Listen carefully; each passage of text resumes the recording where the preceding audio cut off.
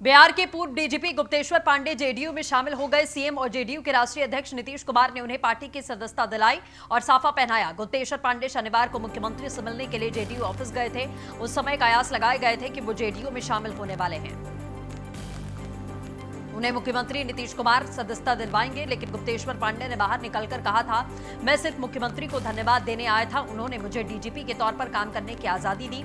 पूर्व डीजीपी ने बताया कि शनिवार को काशी के एक पंडित जी ने शनिवार के समय को शुभ नहीं बताया था। पंडित जी ने सदस्यता ग्रहण करने का शुभ समय रविवार को 4:30 बजे से 5 बजे के बीच बताया था। इसी दौरान गुप्तेश्वर पांडे ने जेडीयू की सदस्यता हासिल की है।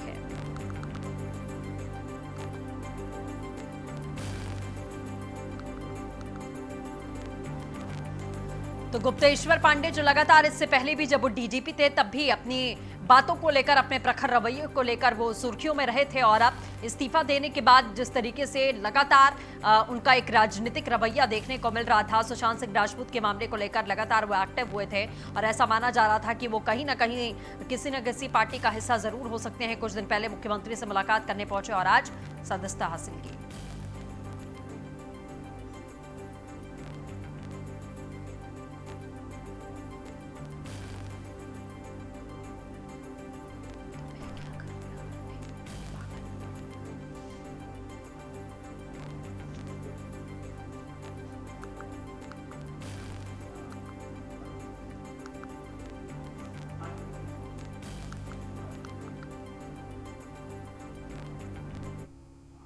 बिहार विधानसभा चुनाव की तारीख की घोषणा के 2 दिन बाद आरजेडी ने अपने चुनावी वादों का पिटारा खोल दिया है। पटना से आरजेडी ऑफिस में तेजस्वी यादव ने कहा कि हमारी सरकार बनी तो कैबिनेट की पहली बैठक में 10 लाख युवाओं को रोजगार देने का फैसला करेंगे, 50,000 पुलिस कर्मचारियों की भर्ती करेंगे। तेजस्वी ने प्रेस कॉन्फ्रेंस में कहा कि बिहार युवाओं का राज्य है, यहाँ 60% युवा हैं, लेकिन युवाओं का सबसे ज्यादा पलायन यहीं से होता है और यहाँ 46.6% बेरोजगारी है। पिछले दिनों हमारी बेरोजगारी पोर्टल पर 9,47,924 युवाओं ने रजिस्ट्रेशन कराया। 13,11,626 मिस्ड कॉल्स आए हैं और यहां पर हर बिहारी पर 47 लाख रुपए खर्च किए जाएंगे। तो हर चुनाव के पहले लगभग हर पार्टी की तरफ से इतने बड़े दावे और वादे किए जाते हैं। वही कुछ तस्वीर यहां से भी सामने आई है।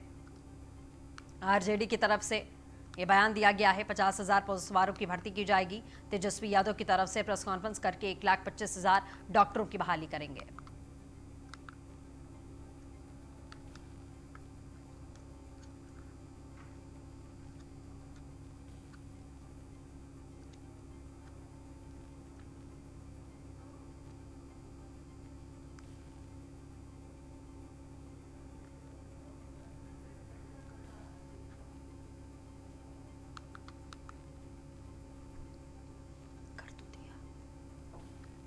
तो फिर से आपको वही खबर बता देते हैं, 50,000 पुलिस वालों की भर्ती करेंगे तेजस्वी। लगातार आपको हम बता रहे हैं, आरजेडी की ये चुनावी घोषणा है। 1,25,000 डॉक्टरों की बहाली की जाएगी। राज्य में शिक्षकों के 2.5 लाख पद रिक्त पड़े हैं।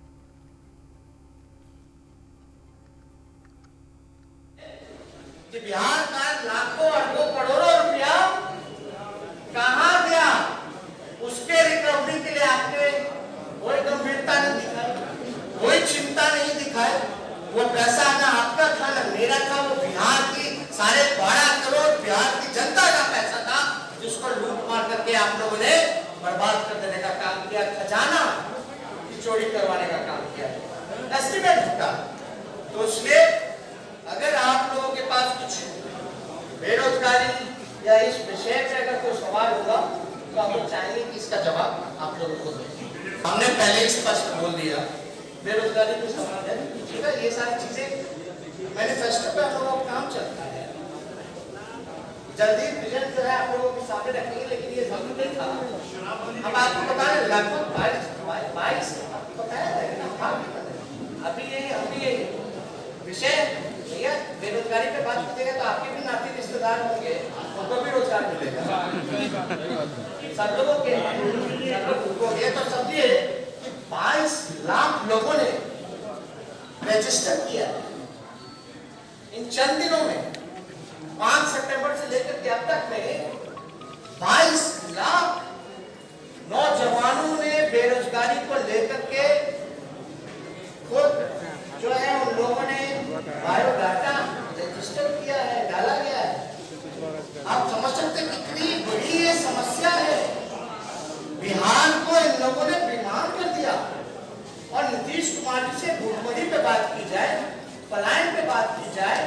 गरीबी पे बात की जाए, बेरोजगारी पे बात की जाए, तो कोई जवाब नहीं देते। ये बड़ा आश्चर्य लगता है। हम लोगों को गाली देना स्वागत आप दे सकते हैं, दिलवा सकते हैं, लेकिन आप बिहार के मजदूरों का जब आप अपमानित करते हो, पैर पे छाले लगाते हो, उनको चोर अपराधी कहते हो, तो ये बर्दाश्त बात है। सुप्रीम कोर्ट के ऑर्डर के बाद भी बिहार में उन मजदूरों को रोजगार नहीं दिया गया। याद कीजिएगा, वही मजदूर जो बाहर से आए, अपने ही बिहार के लोग थे, जो रोजी रोटी में कमाने बाहर गए थे, उनको रोजगार सुप्रीम कोर्ट ने बोला था बिहार सरकार को देने का, लेकिन एक भी रोजगार उन लोगों को नहीं दिया गया। बेगूसराय में केंद्रीय मंत्री गिरिराज सिंह 2 दिवसीय दौरे पर पहुंचे थे। उन्होंने 2 दिनों तक कई कार्यक्रमों में हिस्सा लेने के बाद प्रेस वार्ता का आयोजन किया। प्रेस वार्ता में गिरिराज सिंह ने कहा कि एनडीए पूरी तरीके से एकजुट है। विधानसभा चुनाव में 2010 से ज्यादा सीटों पर एनडीए की जीत होगी और एनडीए की सरकार बनेगी। उन्होंने कहा कि एलजेपी के चिराग पासवान नाराज नहीं है, वो एनडीए के लिए अच्छी बात बोलते हैं। एनडीए पूरी तरीके से मजबूत है।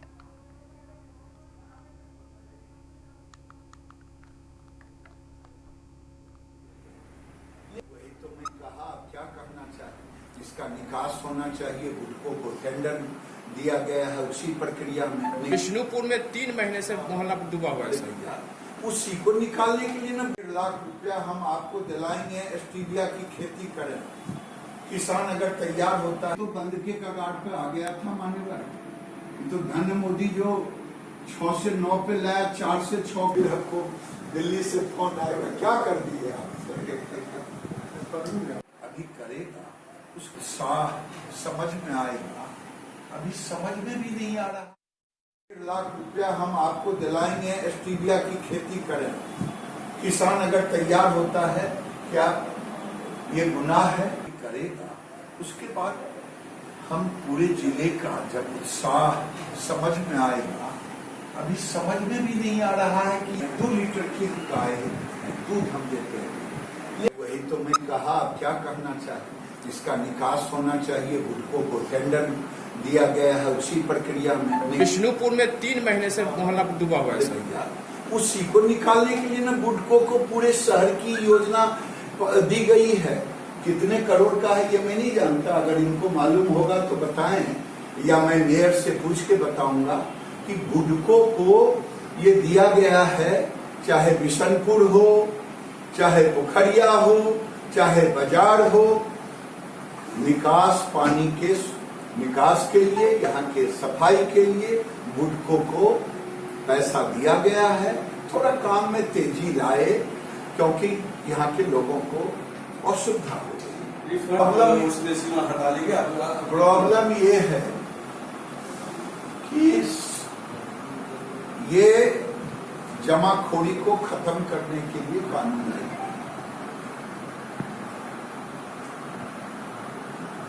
हमने जो कानून लाने का काम किया, ये जमाखोरी को खत्म करना, एग्री एंटरप्रेन्योर को किसानों के साथ जोड़ना और पुरानी व्यवस्था को, किसान अपना माल चाहे तो देश के किसी कोने में बेच सकता है, किसान चाहे तो अपने ही राज्य में बेचे, मर्जी। भाजपा लड़े। प्रधानमंत्री नरेंद्र मोदी मन की बात का 69वां एपिसोड लेकर आए हैं और इस दौरान उन्होंने कोरोना वायरस महामारी से जीवन में आए बदलावों का जिक्र करते हुए कहा कि परिवार की महत्वता अब समझ में आ गई है। उन्होंने लॉकडाउन में गुजारे गए पलों को याद किया। प्रधानमंत्री ने कहानी सुनाने की कला का जिक्र करते हुए कहा कि कहानियों का इतिहास उतना ही पुराना है जितनी की मानव सभ्यता। उन्होंने राजा कृष्ण देव राय की कहानी सुनाई, जिसमें तेनालीराम का भी जिक्र किया गया। वहीं पटना के बीजेपी प्रदेश कार्यालय में भी सभी कार्यकर्ताओं ने मन की बात को सुना। इस मौके पर उप मुख्यमंत्री सुशील कुमार मोदी, स्वास्थ्य मंत्री मंगल पांडे, पथ निर्माण मंत्री नंदकिशोर यादव समेत कई बीजेपी नेता मौजूद थे।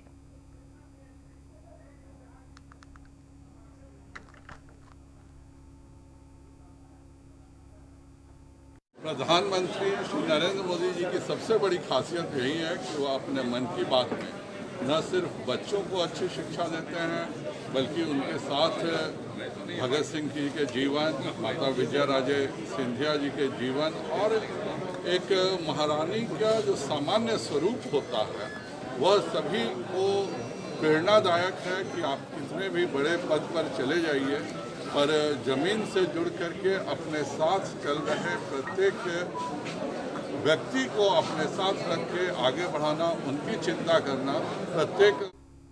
सासाराम के आरजेडी नेता संजय सिंह ने दावा किया है कि इस बार पूरे प्रदेश में तेजस्वी यादव की लहर चल रही है। लोग नीतीश कुमार के शासन में बेवजह परेशान हुए हैं। ऐसे में लगातार 15 सालों से सत्ता में बने रहे नीतीश कुमार से लोग अब ऊब चुके हैं। युवा, किसान, मजदूर, दलित, अल्पसंख्यक सभी तेजस्वी प्रसाद यादव की ओर टकटकी लगाकर देख रहे हैं, क्योंकि बिहार का भविष्य अब तेजस्वी प्रसाद यादव ही हैं। अभी महागठबंधन की स्थिति सबसे अच्छी है और हम लोग 200 से ऊपर सीट जीतने जा रहे हैं। तेजस्वी जी के निर्देश पर सारे कार्यकर्ता जो हैं सारे जुआ लगे हुए हैं और हम लोग 200 से ऊपर सीटों से पूरे बिहार में विजयी घोषित होंगे और हमारी सरकार बनेगी। तेजस्वी प्रसाद जी मुख्यमंत्री बनेंगे और हम लोग सारे कार्यकर्ता दमखम के साथ लगे हुए हैं और हम लोग का बस यही है कि हर सीट से जिता करके और कैंडिडेट को भेजें और तेजस्वी प्रसाद यादव जी को मुख्यमंत्री बनाएं। आपके तेजस्वी यादव अभी कैसा कार्य कर रहे हैं बिहार में? तेजस्वी जी बहुत अच्छे कार्य कर रहे हैं। एक तो युवाओं में जोश भरा हुआ है, गरीबों के घर में, जिसके घर में खाना का समस्या आ रहा है, जो कोरोना महामारी में सबसे ज़्यादा हमारे नेता आदरणीय तेजस्वी प्रसाद यादव जी हर घर में भोजन पहुंचाने का काम किए हैं और लोगों के दुख। बिहार विधानसभा चुनाव की घोषणा होते ही जिले में हलचल तेज हो गई है। जिले के सभी 6 विधानसभा क्षेत्र में पहले चरण में चुनाव हो गए और चुनाव को लेकर डीएम सह जिला निर्वाचन पदाधिकारी सौरभ जोरवाल और एसपी सुधीर कुमार पौरिका ने सभाकक्ष में संयुक्त रूप से प्रेस वार्ता की। डीएम ने बताया कि औरंगाबाद के सभी 6 विधानसभा क्षेत्र में भयमुक्त, निष्पक्ष और शांतिपूर्ण चुनाव कराने के लिए जिला पुलिस प्रशासन मुस्तैद है। इसके लिए सभी तैयारियां पूरी हैं। उन्होंने बताया कि सभी 6 विधानसभा क्षेत्र के लिए 1 अक्टूबर से अधिसूचना जारी की गई है। प्रत्याशी अपना नामांकन निर्वाची पदाधिकारी के समक्ष दाखिल करेंगे। 8 अक्टूबर तक प्रत्याशियों के नामांकन की अंतिम तिथि निर्धारित की गई है।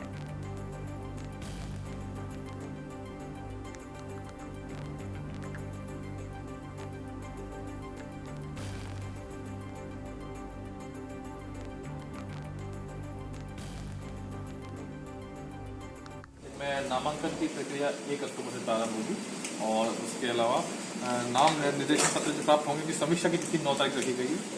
अभ्यर्थिता वापस लेने की तिथि 12 तारीख है और 28 अक्टूबर को हमारे यहाँ पे चुनाव होगा और मतगणना की तिथि 10 तारीख है, 10 नवंबर। हमारे यहाँ पे वर्तमान में एज ऑन डेट कुल मतदाता 18,10,700 है और चूँकि नाम ऐड करने की अंतिम तिथि, नॉमिनेशन की अंतिम तिथि होती है, तो तब तक नाम ऐड होंगे, उसमें जो नई संख्या होगी आपको उससे कर दिया जाएगा। आचार संहिता से लागू हो गई है, धारा 144 हम लोग आज से लागू कर देंगे, जो कि निर्वाचन की प्रक्रिया पूर्ण होने अथवा 60 दिन जो भी पहले हो तब तक लागू रहेगी। उसके अंदर आचार संहिता के अनुपालन के लिए सभी निर्देश लिखे होंगे जो आपसे। जो इंटरस्टेट बॉर्डर है, एक कोऑर्डिनेशन मीटिंग मेरा और डीएम साहब का हो गया है। इसके अलावा भी हम लोग आगे भी कोऑर्डिनेशन मीटिंग होगा और एसडीपीओ लेवल से भी आप देखे होंगे। तो कल डाल्टनगंज एसडीपीओ अपना जो एसपी ऑफ रोहतास और अपना यहाँ पे अगर एसडीपीओ तीनों मिलकर जो है आपस में, तो कोऑर्डिनेशन मीटिंग का मुख्य कारण हम लोग का यही रहता है कि यहाँ के क्रिमिनल्स वहाँ के क्रिमिनल्स यहाँ मूवमेंट रहता है, तो नक्सली का भी मूवमेंट्स रहता है, तो इसके हिसाब से हम लोगों को। खगड़िया में कोचिंग छात्रों का जोरदार प्रदर्शन। शिक्षकों को हिरासत में लेने पर गुस्साए छात्रों ने सड़क पर उतरकर पुलिस के खिलाफ में जमकर नारेबाजी की। प्रदर्शनकारियों ने थाने के बाहर जमकर हंगामा काटा। तस्वीरें आप देख सकते हैं।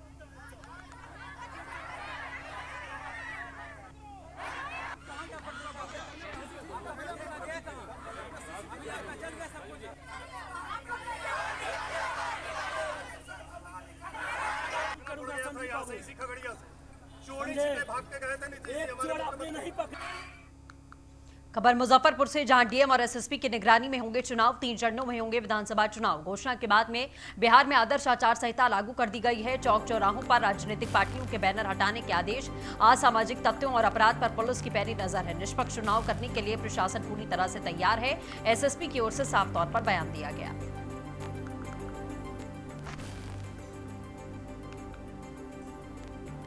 2020 एक कार्यक्रम की घोषणा कर दी गई है। आज प्रेस नोट जारी हुआ है उसी के क्रम में आज यहाँ हम लोग मुजफ्फरपुर ज़िले में प्रेस कॉन्फ्रेंस कर रहे हैं। उसमें आप सभी लोगों का स्वागत है। हम लोगों का जो कार्यक्रम घोषित हुआ है, पूरे राज्य में 3 चरणों में चुनाव कराया जाना है। उसमें हम लोगों के यहाँ द्वितीय और तृतीय चरण में पूरे ज़िले में 2 चरणों में चुनाव संपन्न होगा। जो हमारा द्वितीय चरण में जिन विधानसभा क्षेत्रों का है, उसमें वैशाली लोकसभा क्षेत्र के हमारे जो 5 विधानसभा क्षेत्र हैं उनका है, जैसे मीनापुर, कांटी, बरुराज, पारू और साहेबगंज शामिल हैं। बाकी तृतीय चरण में जो होना है चुनाव, उसमें हम लोगों के जो मुजफ्फरपुर लोकसभा क्षेत्र के 6 विधानसभा क्षेत्र हैं वो शामिल हैं। उसमें हम लोगों के गायघाट, औराई, बोचहा, सकरा, कुढ़नी और मुजफ्फरपुर शामिल हैं। चुनाव का कार्यक्रम जो है उसमें द्वितीय चरण का जो कार्यक्रम है हम लोगों का, उसमें date of notification 9 October 2000 election होने वाले हैं, उसकी तैयारी मुजफ्फरपुर पुलिस और डिस्ट्रिक्ट एडमिनिस्ट्रेशन के ने पूरी कर ली है।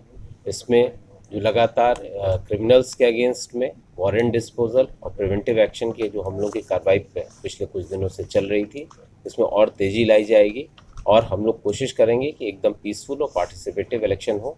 अभी तक के डिस्ट्रिक्ट में 10,000 के ऊपर प्रिवेंटिव एक्शन, 24 लोगों पे जो कि जेल में बंद हैं उनके ऊपर CCA की कार्रवाई। इसके अलावा जो लोग जेल से बेल पे छूटे हैं और ख़तरनाक अपराधी हैं, लगभग 50 लोगों के ऊपर उनके ऊपर कार्रवाई प्रिवेंटिव एक्शन में हुई है। इसके अलावा जो सोशल मीडिया मॉनिटरिंग है उसके ऊपर भी हम लोगों की नज़र रहेगी। कैश ट्रांजैक्शन के लिए फ्लाइंग स्क्वाड और SST टीमों का जो गठन किया गया है उसके द्वारा हम लोग जो है लगातार कैश का जो लोग कैश लेके चल रहे हैं उनके ऊपर नज़र रहेगी। और लोगों को हम लोग यही कहेंगे कि जो भी कोई भी कैश का ट्रांजैक्शन कर रहे हैं, अगर वो लोग लेके जा रहे हैं तो प्रॉपर पेपर्स के साथ चलें, जिससे उनको